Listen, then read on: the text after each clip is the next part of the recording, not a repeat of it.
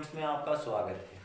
और आज मैं आपके लिए लेकर आया हूँ class 10 math NCERT lecture number 3। और आज हम इसमें करेंगे एक्सरसाइज 1.1। एक्सरसाइज 1 करेंगे, यानी ये जो लेसन है ये पहला लेसन है जिसका नाम है रियल नंबर्स, यानी वास्तविक संख्याएं। कौन सा चैप्टर है ये? वास्तविक संख्याएं चैप्टर है, रियल नंबर्स। अब हम बात करते हैं लेक्चर नंबर 3 और एक्सरसाइज है हमारे पास 1.1।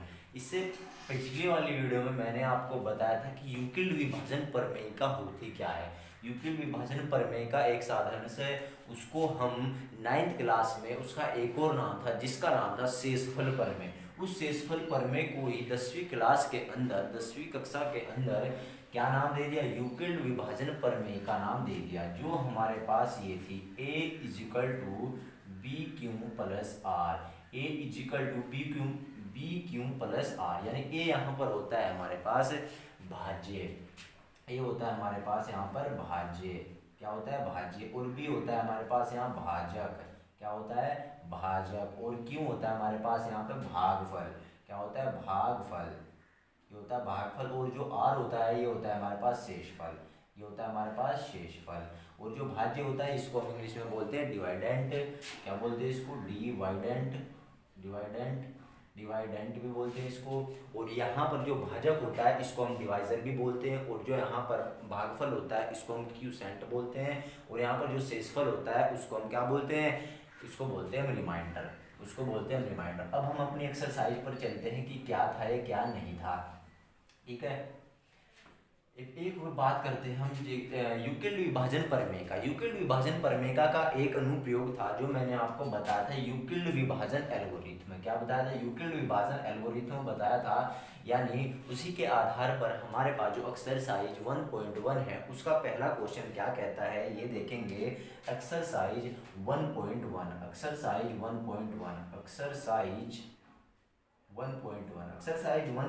का पहला क्वेश्चन कहता है निम्नलिखित संख्याओं का HCF ज्ञात करने के लिए यूक्लिड विभाजन एल्गोरिथ्म का प्रयोग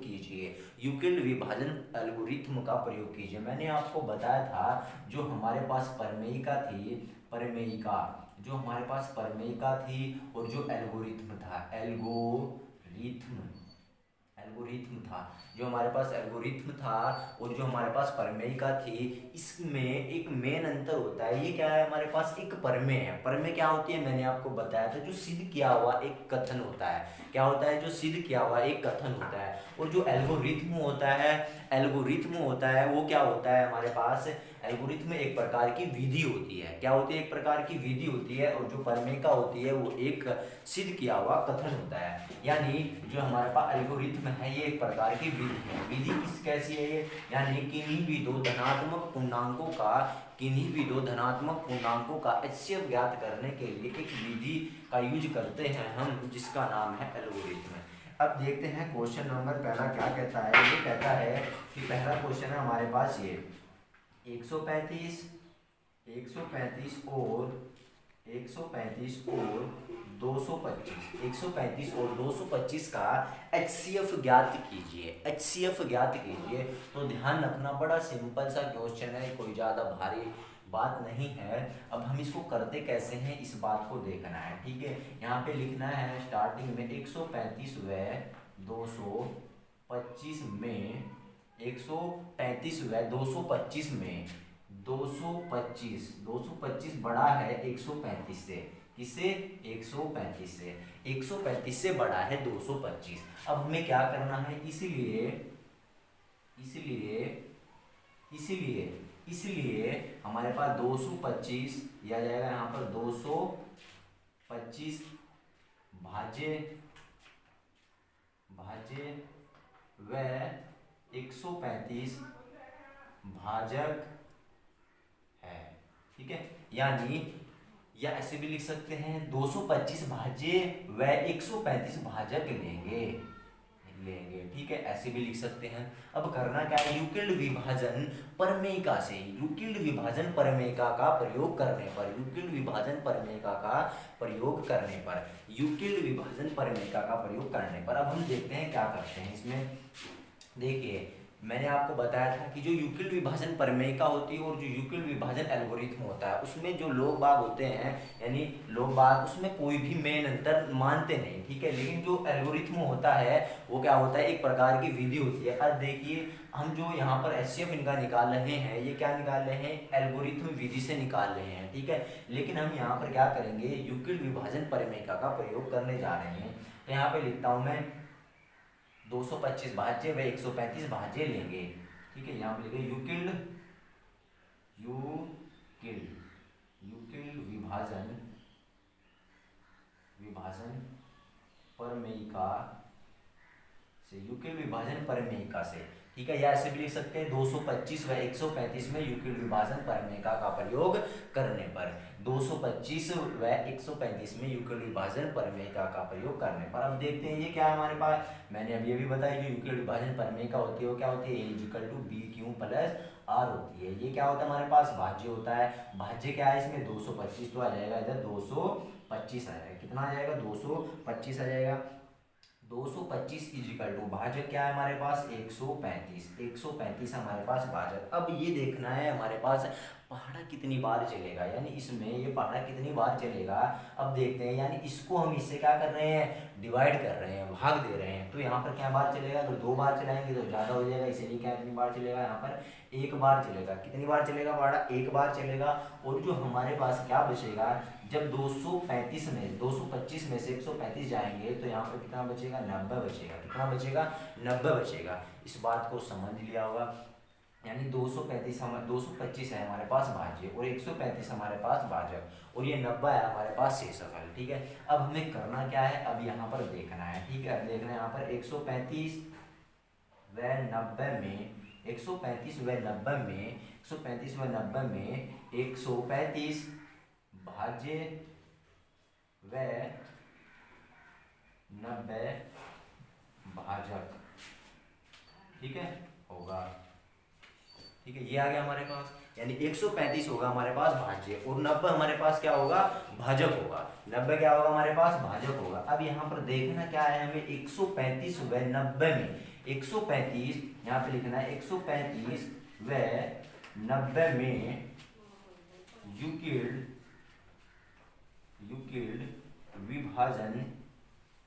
विभाजन प्रमेयिका, यूक्लिड विभाजन प्रमेयिका का प्रयोग करने पर यह जाएगा हमारे पास 135 90 में यूक्लिड विभाजन प्रमेयिका का प्रयोग करने पर। अब देखते हैं 135 व 90 में किस प्रकार से यहाँ पर यूक्लिड विभाजन प्रमेयिका का प्रयोग करते हैं। यानी ये क्या हमारे पास भाज्य है, यहाँ पर हम एक लाइन और लिख सकते हैं, 135 बड़ा है किससे, 90 से। तो इसलिए हमें पता है कि जो हमेशा जो भाजक होता है, जो भाज्य होता है वो हमेशा भाजक से बड़ा होता है। तो इसलिए जो बड़ा होता है उसको हम भाज्य मानते हैं, जो छोटा होता है उसको हम भाजक मानते हैं। तो इसलिए यहाँ पर आ जाएगा भाज्य आ जाएगा 135 इजिकल टू, ये क्या हमारे पास भाजक है, तो 90 कितनी बार पहाड़ा चलेगा, 1 बार पहाड़ा चलेगा। और 135 में से 90 गए, हमारे पास कितने बचते हैं, 45 बचते हैं। कितने बचते हैं, 45। इसी प्रकार फिर से करेंगे हम, यहाँ पर आ जाएगा 90 व 45 में, 90 व 45 में 90 बड़ा है किससे, 45 से। 90 बड़ा है 45 से,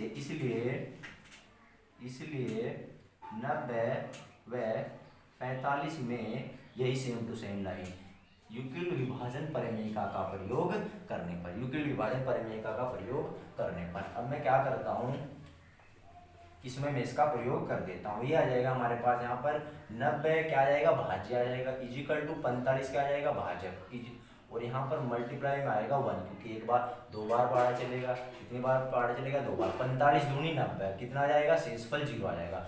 और तब तक ये हमें करते रहना है जब तक कि शेषफल 0 ना आ जाए, तब तक कि शेषफल 0 ना आ जाए। और इस कंडीशन के अंदर शेषफल क्या आ रहा है, 0 आ रहा है। अब लिख देंगे यहाँ पर उपरोक्त क्रिया के अंत में शेषफल शून्य है, शेषफल शून्य है। अतः क्या क्या था मैंने, 225 135, 225 व 135 का HCF 45 होगा। कितना होगा? 45 होगा। ये हमारे पास क्या है? क्वेश्चन हमारा हो गया क्वेश्चन। अब हम इसी प्रकार से दो क्वेश्चन हो रहे हैं इसके, कितने हैं? दो क्वेश्चन हो रहे हैं। ये कह रहा है नंबर 2 क्वेश्चन पे 196 व 38,220 का एचसीएफ निकाले। इसी प्रकार से इसी विधि से इनका एचसीएफ निकलेगा। और जो हमारे पास, अब हम क्वेश्चन करते हैं प्रश्न नंबर दूसरा, यानी क्वेश्चन नंबर 2। इसी प्रकार दूसरा क्वेश्चन है इसका, और तीसरा क्वेश्चन भी ऐसे ही है, सेम टू सेम। अब मैं करता हूं तीसरा क्वेश्चन। तीसरे क्वेश्चन में देखिए क्या कहता है। ये कहता है दर्शाइए कि कोई भी धनात्मक विषम पूर्णांक 6q+1 या 6q+3 या 6q+5 के रूप का होता है, जहाँ q कोई पूर्णांक है। देखिए बड़ा सिंपल क्वेश्चन है, कोई ज़्यादा भारी नहीं है। ये हमारे पास क्वेश्चन नंबर 2। क्वेश्चन नंबर 2 में हमें क्या करना है? सबसे शुरू में ये देखना होगा, यहाँ पर देखना है हमें। ये कहता है, एक बार और पढ़ लेते हैं। दर्शाइए कि कोई भी धनात्मक विषम पूर्णांक 6q+1 या 6q+3 या 6q+1 या 6q+3 या 6q+5 के रूप का होता है, जहाँ q कोई पूर्णांक है, जहाँ q कोई पूर्णांक है। अब हम इस क्वेश्चन को करते कैसे हैं ये देखना हो। क्वेश्चन नंबर 2 है। सबसे पहले हम क्या करते हैं, ये कह रहा है दर्शाइए कि कोई भी धनात्मक विषम पूर्णांक, कोई भी यानी दुनिया का कोई भी धनात्मक विषम पूर्णांक, धनात्मक विषम पूर्णांक तो कोई भी हमें पता तो नहीं है एग्जैक्ट, तो इसलिए हम क्या कर लेते हैं, मैं मान लेता हूँ यहाँ पर, माना कोई धनात्मक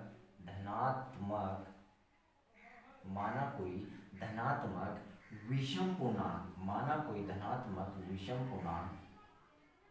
पूर्णांक ए है। क्या है? माना कोई धनात्मक विषम पूर्णांक ए है, माना कोई धनात्मक विषम पूर्णांक ए है, ये हमने मान लिया। अब हमें करना क्या है ये देखना होगा। ये कहता है कि कोई भी धनात्मक विषम पूर्णांक 6q+1 या 6q+3 या 6q+5 के रूप का होता है, जहाँ q कोई पूर्णांक है। अब हमें करना क्या है, इस बात को देखना होगा। यहाँ पर हमें करना है ये है, अब मुझे यहाँ पर लिखना है यूक्लिड विभाजन प्रमेय, यानी यूक्लिड विभाजन प्रमेय से हमें करना क्या है, इस बात को देखेंगे। यहाँ पे लिखता हूँ मैं यूक्लिड विभाजन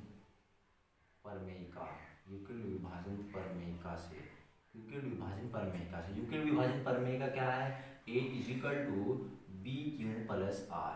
अब यहाँ पर देखिएगा BQ+R, ए क्या मैंने माना, माना कोई धनात्मक विषम पूर्णांक, क्या है ए, तो ए इसके बराबर होगा कि नहीं होगा। लेकिन हमें जो भाजक है वो भाजक हमें नहीं पता, यानी हम भाजक कुछ भी मान सकते हैं, लेकिन मानना क्या होगा, हमें मानना होगा धनात्मक विषम पूर्णांक, यानी धनात्मक संख्या कोई भी हमें माननी होगी, लेकिन हमें सिद्ध करने के अकॉर्डिंग माननी होगी। तो इसलिए मैं क्या करता हूँ, यहाँ पे लिख देता हूँ, जहाँ b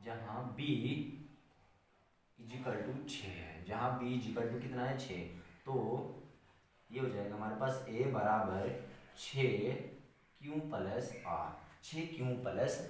ये होगा। ये होने के बाद अब यहाँ पर लिखना पड़ेगा, जहाँ r होगा, जहाँ r क्या तो 1 हो सकता है, 0 भी हो सकता है, 1 हो सकता है, 2 हो सकता है, 3 हो सकता है, 4 हो सकता है, 5 हो सकता है, लेकिन 6 नहीं होने का। क्यों नहीं होने का? क्योंकि मैंने बता रखा है कि जो शेषफल होता है वो हमेशा भाजक से छोटा होता है। कैसा होता है? हमेशा भाजक से छोटा होता है, अब हम क्या करते हैं, अब a बराबर क्या होगा, क्या तो 6q होगा, या a बराबर होगा 6q, a बराबर होगा 6q+1, या a बराबर होगा 6q+1, 6 क्यों प्लस 1 होगा, 6 क्यों प्लस 2 होगा क्योंकि हमने 1 लिख दिया है। या a बराबर होगा, a बराबर क्या हो सकता है 6 क्यों प्लस 3 हो सकता है, 6 क्यों प्लस 3 हो सकता है। या इसी प्रकार लिख सकता हूँ a बराबर हो सकता है 6 क्यों प्लस 4। और इसी प्रकार तथा a बराबर ये होगा 6 क्यों प्लस 5 होगा। हो सकता है, हो सकता है, ठीक है, हो सकता है, यानी हमारे पास a बराबर ये हो सकता है, ये हो सकता है, ठीक है। अब यहाँ पर लिखना हमें ये है इफ, यानी इफ यदि, ये आ जाएगा हमारे पास यदि a बराबर 6 क्यों है, a बराबर 6 क्यों है, ये क्या है हमारे पास सम संख्या है। कैसी है, सम संख्या है। कैसी है, सम संख्या है। सम संख्या है, 2 से विभाजित होगी, 2 से विभाजित है, 2 से विभाजित है, 2 से विभाजित है। तो जब ये 2 से विभाजित है तो इसका मतलब ये है कि ये एक कैसी है, सम संख्या है। क्या है, क्योंकि ये एक सम संख्या है। तो यहाँ पे लिखना पड़ेगा हमें, क्योंकि ये 2 से विभाजित है, ये क्या है हमारे पास सम संख्या है। अब यहाँ पे लिखता हूँ मैं यदि हमारे पास क्या होगा 6 क्यों प्लस 1 हुआ, यदि a बराबर 6 क्यों प्लस 1 हुआ तो क्या होगा हमारे पास, इस बात को देखना होगा। एक हमारे पास स्टेटमेंट है, ये क्या स्टेटमेंट है, किसी भी सम संख्या में, किसी भी सम संख्या में कोई भी विषम संख्या जोड़ने पर, किसी भी सम संख्या में कोई भी विषम संख्या जोड़ने पर हमें क्या प्राप्त होती है, एक विषम संख्या प्राप्त होती है। कैसी प्राप्त होती है, हमें एक विषम संख्या प्राप्त होती है, एक विषम संख्या प्राप्त होती है। ये था हमारे पास। अब यहाँ पर ये क्या सिद्ध किया हमने, ये हमने सम संख्या सिद्ध की है। क्या किया हमने, ये हमने सम संख्या सिद्ध की है। ये सम संख्या है, लेकिन हमने इसमें क्या जोड़ दी, एक विषम संख्या जोड़ी, तो इसलिए क्या बन गई है, ये बन गई एक विषम संख्या बन गई। तो यहाँ पे लिखना पड़ेगा विषम संख्या है। क्या है, विषम संख्या, विषम संख्या है, विषम संख्या है क्योंकि 2 से विभाजित, 2 से विभाजित नहीं है, 2 से विभाजित नहीं है। ये हमारे पास क्या आ गया, ये आ गया, ठीक है। अब हमें इस वाले का देखना है, ये आ जाएगा a बराबर 6 क्यों प्लस 2, a बराबर 6 क्यों प्लस 2 आ जाएगा। ये भी कैसी है, एक सम संख्या है। कैसी है, एक सम संख्या है, क्योंकि अगर सम संख्या में कोई भी सम संख्या जोड़ेंगे तो सम संख्या ही प्राप्त होती है। यहाँ पे लिख देंगे 2 से विभाजित है, यहाँ पे लिख देंगे 2 से विभाजित है। इसी प्रकार इफ यदि a बराबर कितना हुआ हमारे पास, a बराबर ये होगा हमारे पास 6 क्यों प्लस 3 हुआ, तो ये क्या होगी, एक विषम संख्या होगी, विषम संख्या होगी। कैसी होगी, एक विषम संख्या होगी।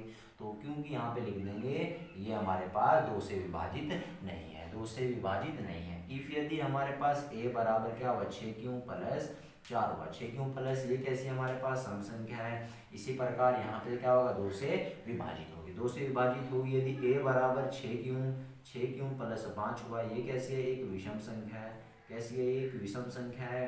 तो इसीलिए 2 से विभाजित, क्योंकि ये 2 से विभाजित, 2 से विभाजित नहीं है, 2 से विभाजित नहीं है। और यहाँ पे लिख सकते हैं अतः अब यहाँ पर देखना हमें करना क्या है। अतः यहाँ पे लिखना है हमें कि 6 क्यों, यहाँ पे लिखना है कोई भी, अब देखो यहाँ पर ये क्या हमारे पास 6 क्यों प्लस 1 विषम संख्या, 6 क्यों प्लस 3 विषम संख्या, और 6 क्यों प्लस 5 ये भी विषम संख्या। और क्वेश्चन में क्या पूछा है, ये देखना, क्वेश्चन में क्या पूछा है कि दर्शाइए कि कोई भी धनात्मक विषम पूर्णांक 6 क्यों प्लस 1, 6 क्यों प्लस 3 और 6 क्यों प्लस 5 के रूप का होता है। तो ये बात सत्य है हमारे पास, क्या ये बात सत्य है। तो यहाँ लिखें कोई भी धनात्मक विषम पूर्णांक, कोई भी धनात्मक विषम पूर्णांक, कोई भी धनात्मक विषम पूर्णांक, यहाँ पर देखिए कितना है 6 क्यों प्लस 1 कोमा 6 क्यों प्लस 3 तथा 6 क्यों प्लस 5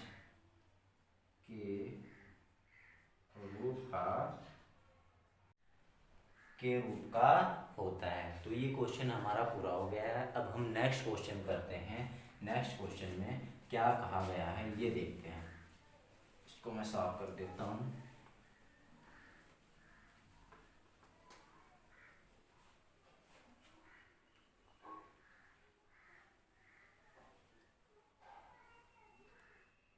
देखिए नेक्स्ट क्वेश्चन, क्वेश्चन नंबर हमारे पास 3, क्वेश्चन नंबर 3 ये कहता है किसी परेड में 616 सदस्यों वाली एक सेना आर्मी की टुकड़ी को 32 सदस्यों वाले एक आर्मी बैंड के पीछे मार्च करना है। दोनों समूहों को समान संख्या वाले स्तंभों में मार्च करना है। उन स्तंभों की अधिकतम संख्या क्या होगी? उन स्तंभों की अधिकतम संख्या क्या होगी? तो क्वेश्चन नंबर हमारे पास ये 3 है।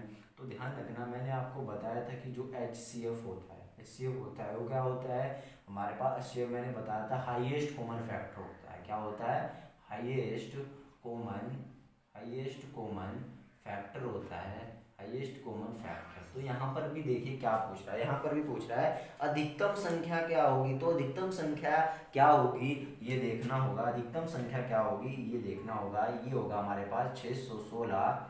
यहाँ पे लिखना होगा हमें उन स्तंभों की अधिकतम संख्या क्या होगी। तो स्तंभों की अधिकतम संख्या, स्तंभों की अधिकतम संख्या, स्तंभों की अधिकतम संख्या 616 व 32 का HCF होगा। ठीक है, अधिकतम संख्या 616 32 की HCF होगी। ठीक है, HCF यानी हाईएस्ट कॉमन फैक्टर ये हमारे पास स्तंभों की अधिकतम संख्या होगी। तो मैं क्या करता हूँ, अब मैं क्या करता हूँ यूक्लिड विभाजन एल्गोरिथम से इन दोनों का HCF निकालता हूँ। तो यहाँ पे लिखता हूँ मैं 616 व 32 में 616 बड़ा है किससे? 32 से। 616 32 से बड़ा है, इसलिए मैं क्या करता हूँ, इसलिए नहीं लिखते यहाँ पर 616 व 32। 616 व 32 यहाँ पर लिखता हूँ 616 क्या हो जाएगा हमारे पास? भाज्य व 32 भाज्य लेकर यूक्लिड विभाजन प्रमेय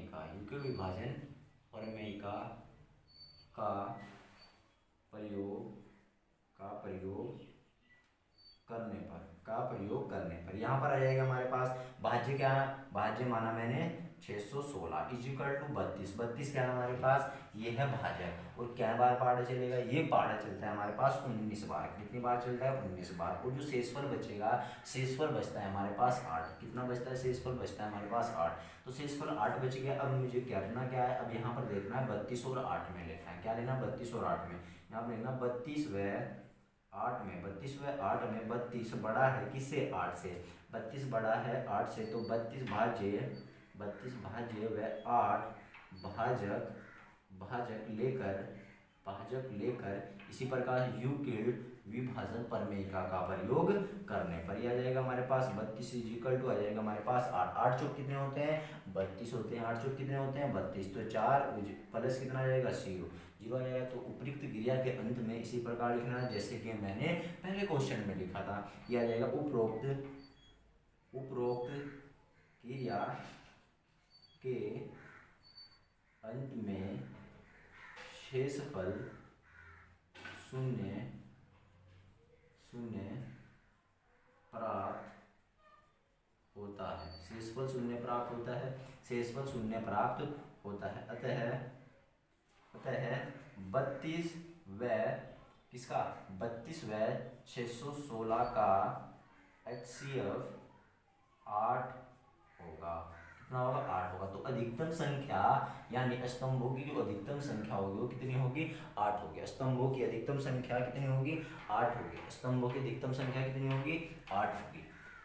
ठीक है, अब मैं क्वेश्चन नंबर करता हूँ क्वेश्चन नंबर 4। क्वेश्चन नंबर 4 में क्या कहता है इस बात को देखिएगा। क्वेश्चन नंबर 4 लेते हैं। क्वेश्चन नंबर 4 में क्या कहता है? ये कहता है यूक्लिड विभाजन प्रमेयिका का प्रयोग करके दर्शाइए कि किसी धनात्मक पूर्णांक का वर्ग यानी दुनिया का कोई भी धनात्मक पूर्णांक हो उसका वर्ग किसी पूर्णांक अंक के लिए 3m या 3m+1 के रूप का होता है। 3m या 3m+1 के रूप का होता है। तो इस बात को ध्यान दीजिएगा।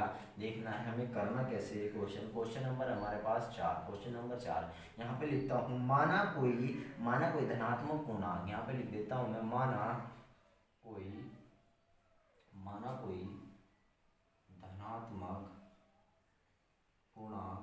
कोई धनात्मक पूर्णांक ए है। क्या मान लिया मैंने? माना कोई धनात्मक पूर्णांक ए मान लिया मैंने। ए मान लिया। अब यहाँ पर करना क्या है, इस बात को देखना है। यूक्लिड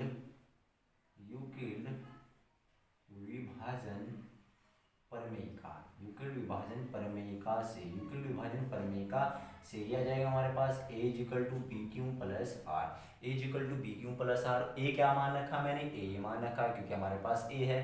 तो ये क्या है हमारे पास? धनात्मक पूर्णांक है। क्या है? धनात्मक पूर्णांक है। अब यहाँ पर लिख दूंगा मैं, जहाँ पर मैं बी लूंगा, मैं बी लेता हूँ यहाँ पर 3। क्या लेता हूँ मैं? बी है। जहाँ बी क्या है? बी इक्वल टू 3 है। जहाँ बी इक्वल टू 3 है तो ये आ जाएगा हमारे पास, ये आ जाएगा बी इक्वल टू होता है ये आ जाएगा 3q plus R. 3q plus R आ जाएगा। कितना आएगा? 3q प्लस आर आएगा। जहाँ आर का जो मान होगा क्या तो 0 होगा, क्या 1 होगा, क्या 2 होगा, लेकिन 3 नहीं होगा। क्यों? क्योंकि हमारे पास जो शेषफल होता है वो हमेशा भाजक से छोटा होता है। कैसा होता है? छोटा होता है, यानी भाजक से छोटा होता है। तो इसी का मतलब क्या हो गया हमारे पास? यानी ए है। क्या है हमारे पास? ए है। तो जो ए आ गया हमारे पास, यहाँ पे लिखूंगा मैं ए बराबर आ जाएगा हमारे पास 3q कोमा ए बराबर रहेगा 3q प्लस 1 तथा ए इक्वल टू 3q प्लस 2 प्राप्त होगा। और ये आ जाएगा हमारे पास a बराबर 3q और a बराबर 3q प्लस 1 तथा a equal to 3q plus 2 प्राप्त होगा। ठीक है। अब हमें देखना क्या है, क्वेश्चन में क्या पूछ रहा है? क्वेश्चन में पूछ रहा है कि कोई भी धनात्मक पूर्णांक का वर्ग m के लिए 3m या 3m प्लस के रूप का होता है। 3m या 3 प्लस के रूप का होता है। तो यहाँ पे लिखते हैं प्रश्नानुसार जो कहता है, प्रश्नानुसार जो कह रहा है उसको देखते हैं। यहाँ पर देखते हैं इसका वर्ग करके देखते हैं। तो हमारे पास a इक्वल टू है 3। ठीक है। दोनों ओर का वर्ग कर देते हैं। दोनों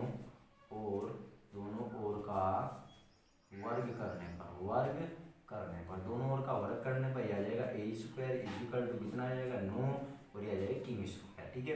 अब ये आ जाएगा हमारे पास कितना? इसको मैं क्या लिख सकता हूँ? इसको देखना है हमारे पास क्या लिख सकता हूँ मैं। इसको लिख सकता हूँ 3 गुना 3 क्यू स्क्वायर लिख सकता हूँ कि नहीं लिख सकता हूँ। अब यहाँ पर ध्यान देखना है कि वो कह क्या रहा है। ये कह रहा है कि कोई भी धनात्मक पूर्णांक का वर्ग 3m या 3m प्लस 1 के रूप का होता है। तो यहाँ पर जो दिख रहा है हमें 3q स्क्वायर, इसको मैं m मान लेता हूँ। जहाँ पर क्या होगा? यहाँ पर m होगा। यहाँ पर होगा, जब m होगा तभी तो जाकर ये 3m के रूप का होगा।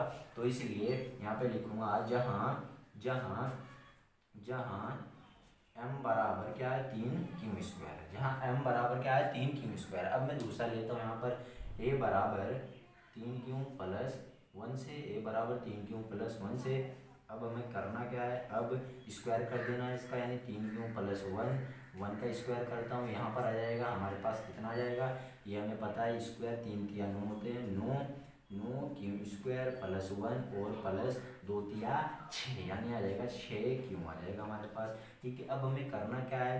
अब ये क्या कहता है? किसके रूप का होता है? 3m प्लस 1 के रूप का होता है। 3m प्लस 1 के रूप का होता है। ये आ जाएगा 9q स्क्वायर प्लस इस 6 को मैं इधर लिख लेता हूँ। ये आ जाएगा प्लस 1 इक्वल। इसमें से क्या कॉमन ले लेता हूँ ये देखना होगा। इसमें से मैं कॉमन ले लेता हूँ 3 कॉमन ले लेता हूँ। इसमें से मैं 3 कॉमन ले लेता हूँ। ये बचेगा 3 तिया 9q स्क्वायर और प्लस 3 दूनी 6q और प्लस 1 बचेगा हमारे पास। कितना बचेगा? 1 बचेगा। अब यहाँ पर देखना क्या है? 3q square plus 2q plus 1 यह है हमारे पास। अब यहाँ पर जो होगा, जहाँ m बराबर क्या हमारे पास? 3q स्क्वायर प्लस 2q है। ठीक है। क्या हमारे पास? 2q है। तो इसे मैं क्या लिख सकता हूँ?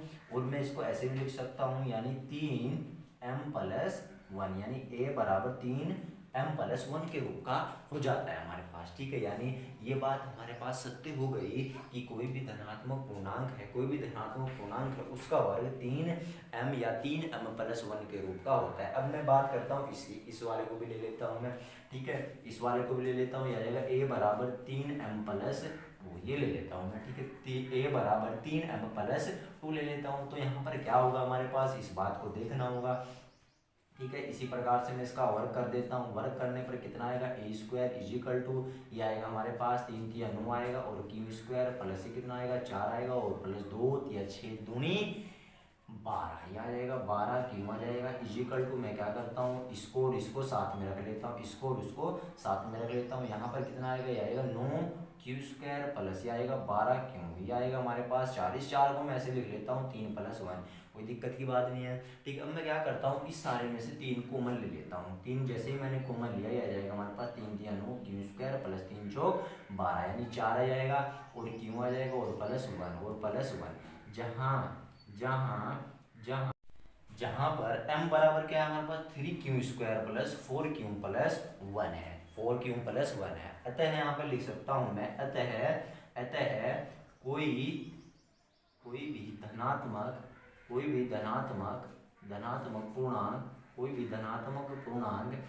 धनात्मक पूर्णांक का वर्ग, किसी भी धनात्मक पूर्णांक का वर्ग, यहाँ पर है किसी भी धनात्मक पूर्णांक का वर्ग 3m व 3m+1 के रूप का होता है।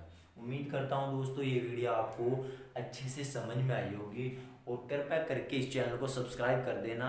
ओके दोस्तों, बाय, फिर मिलते हैं नेक्स्ट वीडियो में।